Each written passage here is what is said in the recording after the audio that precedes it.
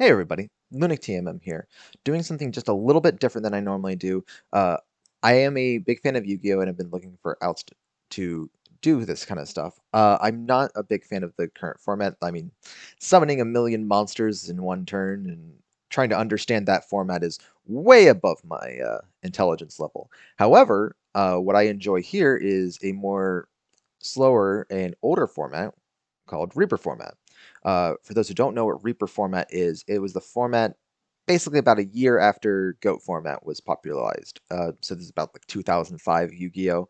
The reason it's kind of coming up now is there was a series hosted by Simo between himself and MBT where they played older formats. It's called the History of Yu-Gi-Oh! You can go check it out on Simo's channel. Link will be in the description.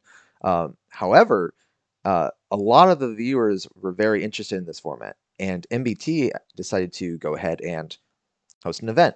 Uh, I thought it sounded fun, so I entered, and what you see in front of you is my top 16 placings. I ended up going X and 2 in Swiss, and I made 11th placing overall. A lot of my wins were 2-0s, which were very nice, and I think what kind of pushed me over the edge. I'm not super familiar on Swiss, but I ended up going getting 5th, or tying for 5th overall, getting top 8. I beat my first round opponent who unfortunately bricked super hard, and then round 2 I had a very close game against Warrior Control. The Warrior Control deck ended up winning. I'm not going to go too much into the other decks because I barely understand my own deck. But if you're very interested, check out uh, MBT's video on it. I'll leave a link to that also in the description. I imagine there's going to be more of these. There's a Discord link uh, in his video description. Very fun format. There's a great Discord on it. You should definitely enter it and just kind of mess around with the stuff. There's like I said, there's a Warrior Control. There's Monarchs like you see in front of you. There's a bunch of variants of Monarchs. So you don't like this one, you can go with a couple of the routes. Gravekeeper, Strike Ninja, Rescue Cat. There's a ton of strategies. They're all a lot of fun. This is a great format. But I would like to actually go into my deck because there is no information about this stuff anywhere. This is a brand new format, and or not brand new, but it's just kind of brought back, and a lot of the information back there is garbage. Uh, so I hope to kind of explain my thought process in a lot of this. My ratios are kind of wonky, so give me a little credit there. I wasn't entirely certain, but let me go into the card by card. First off, the monsters. We do have King Ruler Hades. This is a very interesting tech card. I think it was better in the side deck of running 2 of them. Uh, very often, Hades can be very powerful against other Monarch builds, just simply because he's got 50 more attack points and he stops all the recruiters. He stops Sangan. He's very bad against Spirit Reaper. He can't do anything against him, but being good against these recruiters is incredibly powerful, and he can even stop a Treeborn Frog thanks to his effect. Next up, Mobius. I do only recommend 1, maybe 2 of these in your main deck. Just so happens there's not a whole lot of background going around, and once people realize you're playing Monarch, they're really only going to set 1 card per turn, just so you're not getting that huge Mobius value. So I think just running 1 or 2 is fine. Zaborg is probably the best card in the entire deck as far as like Monarchs go. Simply put, you throw down a Mobius and pop their other monster. Most of this format was monster based, so Zabor got a lot of value. Just be careful about summoning him because if you summon him when he's the only monster on the field, he pops himself. I might have done that once. Cyber Dragon, I played 3 of. I didn't think this was too bad. Some people might say that 2 is the correct result, but I found I've even done weird plays where I special a Sidra and tribute a Sidra, activating Last Will along with them. This allowed me to go into anything else. Sometimes they even let me just go into Cyber-Stein, and I won the game off of that. So I don't think it's terrible, but take it or leave it, however you feel. Air Knight Parshath is a tech option that I went with, and I'm mildly happy with it. I think this is also a card that might be side deck material, might be main deck, hard to say. I played against a beatdown deck and almost lost solely because of Air Knight Parshath, because they were able to like normal summon 24,000 monster or 2,400 monsters, and my Parshath just did nothing because he was weaker than them. Uh, he's a very good card, and I did win a game off of him because my opponent activated Scapegoats and I had Parshath. Um, you could also replace this with I can't think of his name, but it's the Dark General. He's an 18 attack point fiend monster. He pairs well with Ruler Hades, and then he also discards a card instead of drawing a card. I found the interesting part about Parshath is that unlike the Monarchs, he continues to gain advantage while he's on the field. So if your opponent doesn't answer the Parshath, you continue to draw cards every single turn. Whereas like once a Monarch hits the field, they pop the cards. That's it. Nothing else. Uh, so I think it's a good card. I'm still kind of testing and I might use it again. Uh, Breaker Magical Warrior, one of Spell Trap Removal. Very good card. You'll see we have a slight warrior package. We have DD Warrior Lady, Don Zalug, Exiled Force. These cards are all very good. A little iffy on Don Zalug, but I think a one of is more or less fine. Sometimes I just wish it was a bigger monster, so I might change him to like the DD Assailant. Hard to say. Recruiters, 2 Mystic Tomato. This guy's just good to get into deck thinning and also goes into Stein. Mother Grizzly, this is specifically to get to our Treeborn Frog. Treeborn Frog is very important to the to this deck specifically because it's infinite tribute fodder. Exiled Force, just normal summon Papa Monster. This came up a lot. It also pairs very well with Last Will. So you can normal summon Exiled Force, activate Last Will, tribute off Exiled Force, pop their monster. And then you get a free summon for your deck, or Cyber-Stein. Sengan searches everything here in the bottom row. The card of the format, Reaper. This guy's just very good for hand looping your opponent. Like even just a normal summon Reaper on a clean board and wiping a card, it's the advantage. You take it. Does pop to anything that targets him. So a lot of the format is also geared against him.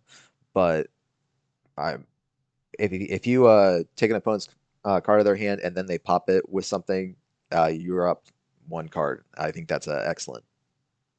Cyber-Stein, he's won me more games than I can count. Just being able to sack into him, thanks to like Mystic Tomato and Last Will, it's just incredibly powerful. It does get a little bit bricky if you're concerned about that. But I think overall there's still a very cohesive strategy, and having him at 1 of isn't too bad, especially once we get into the later cards. Treeborn Frog, it's very good. Constant tribute. And we don't play very many traps, and the ones we do are very reactive, so it's a very good card.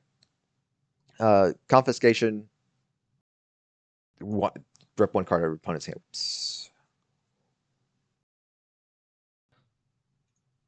Put that right back. Heavy Storm, blowing out your opponent's back row and then going in for a lethal push is incredibly powerful. Same with Dark Hole. You can even use Dark Hole to activate Last Will. I even had some plays where I like Sengen, Last Will, Dark Hold, just to get huge value off of it, and my opponent like loses a couple cards. Rhoda just searches any of the warriors. I would potentially play this one at 2. Rhoda's just very good, and I think I could even expand the warrior package a little bit and take out something else. Last Will, I ran it at 2. You could potentially run it at 3 if you want to be even more sacky, but trying to see it a little bit more. I like it better at 2 just because the card itself doesn't do anything unless I have a tribute monster, and I need one of these guys, or I need Exiled Force. It does, like I said, it does have the application with like Dark Hole, but it's not very often. Brain Control, I think 3 of this card is bad. Very often, it is a comeback mechanic, so to speak, because I can steal an opponent's monster and then tribute off for one of my cards. But when I was winning, the card didn't do anything because my opponent would just constantly be setting cards, and then it would be they had to set down Mystic Tomato themselves, and they just kind of kept going off and gaining advantage like that. Even if it was like afterwards I brain controlled it and tributed off, it just never really was good enough. I think I would maybe put in the knock over this or something else. I'm not entirely positive. Book of Moon, very powerful card. Definitely played at one. Enemy game controller. This one is interesting in that it also does activate Last Will, uh, and it's kind of a defensive tool since it can stop stronger monsters from attacking. It was all right. I didn't mind this card. I think it was good at two. Um, Snatch Steal, very powerful. You should play this in every single deck you play. Premature Burial kind of has negative synergy with Frog, but it was very nice to bring back like an Exiled Force, bring back a Sengen, and recur their effect. Trap cards. Raigeki Break. This is probably one of the best inclusions in the deck. Something that's very difficult with Monarch is getting around spell traps. Like obviously you have Mobius, but most of the time they're only setting one, and you want to just destroy one. So Raigeki Break is very powerful in that situation, and also because it just destroys any card, uh, it gives you that kind of advantage state to just pick what they do. Because if they just set a monster and that they end their turn, and you have a set Raigeki Break, you just pop it. Very good. Also pairs well with Treeborn Frog if you get it off of like a Sengan search or just in your hand, because then you send it to the graveyard and then you can recur it on your next turn. And Torrential Tribute, uh, very, very good card. Just anytime your opponent summons a monster, you can just wipe the board. This cleared the way for a lot of OTKs for me. And it, again, this one actually, like, I picked these four trap cards specifically because they play well with Treeborn Frog because they don't sit in my back row for too long. I can get rid of them at just about any point. Extra deck, fill out your extra deck. I just played these three because I thought these were the only ones I really want. The only one I really went into was Cyber Twin Dragon. It won me basically every game it came out.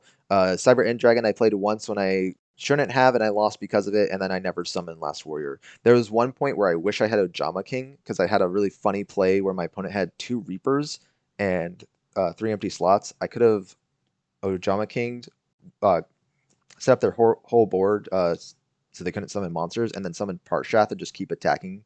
But I got too greedy and went for the Cyber End Dragon and lost because they brain controlled it and attacked into my Cyber-Stein. In the extra deck, I have the extra copy of Hades. I think you should play at least 2 of this card. He's very good. Genzo, very, very powerful, very good against these back row decks that plague the format. 2 more Mobius and Zaborg just to give me 3 copies of everything. Kaiku. This card is excellent. You should side deck it. It's very good against Chaos, Bazoo, and it's really good at Strike Ninja. Strike Ninja likes to banish monsters, and their best monster is a 1700 beater, and Kaiku is an 1800. And they can't do the dodge effect when Kaiku's out in the field since they can't banish. An extra copy of Frog and Mother Grizzly if I feel like the Stein OTK is not working out. Creature Swap, I genuinely don't think this is a good card. I think it's too situational in its application. It's really good if you have like Tomato and then you steal your opponent's monster and you attack in Tomato, and that's really cool. But it's just so hard to utilize properly. Like it's also decent with Treeborn Frog and I guess kind of Stein because you can give your opponent the Stein and attack into it. But every time I sided into it, it felt like it wasn't good enough. I think this card would be cut for me, but I'm not. I just didn't, I never felt it, and like even again when my opponents played it, one of my opponents normal summoned a frog and swapped the frog to me, and then I stopped their attack to the frog, and then I just had their frog on field for about 7 turns, and they never could recur it because I just kept protecting their frog, so they couldn't use it. So I don't think it's very good. Mystical Space Typhoon. I think I should have main decked this card. So many people were just playing like one card face down. Even like spell heavy decks, they would just set their Book of Moon or even just set something else to make me think they had back row, and just being able to pop it, even if it's like a not that great of card, but just getting rid of it is fantastic. I think this should be in a main deck. And then Royal Decree. This came a lot up in testing, but I ended up playing mostly Monarchs, so I didn't really use this too often. But it's a very good card, and I think you should definitely utilize it because just combining it with Genzo, you have 4 ways to just wipe the board of traps. That is essentially the deck. I will say some options I want to talk about. Phoenix Wing Windblast is a very good option if you're not super set on Raigeki Break, just forcing the opponent to redraw the same card. Arguably could be better in some situations, could be worse in others. Uh, I think this might be a decent inclusion. And then I wish I did this card. My Body is the Shield. Quick play effect, pay 1,500 life points, negate a destruction effect. One of the biggest problems that happened with Monarch is it would just be like they would set the one trap card, and then I can't attack into him because it would be a Sakuretsu or a Widespread Ruin, or it would be a bottomless trap hole that I couldn't summon my monster into. And my body just kind of stops that. It's also really good against opponent's dark holes since you can set it and it just completely stops the dark hole altogether. Uh, I think this is a really good card, and it even can be decent when you're behind, since your opponent can still have some destruction cards that will keep wiping your board. Um, I think this would definitely be included. I'm not sure how I would include it, but I think it should be in there. Uh, Other than that, I think that's about it. Monarch is a very powerful deck, slightly bricky, but I still think it's fairly consistent. I was very happy with my performance. Definitely will be competing again. Uh, anyway, that about covers the deck profile. I hope you enjoyed it. Thank you so much.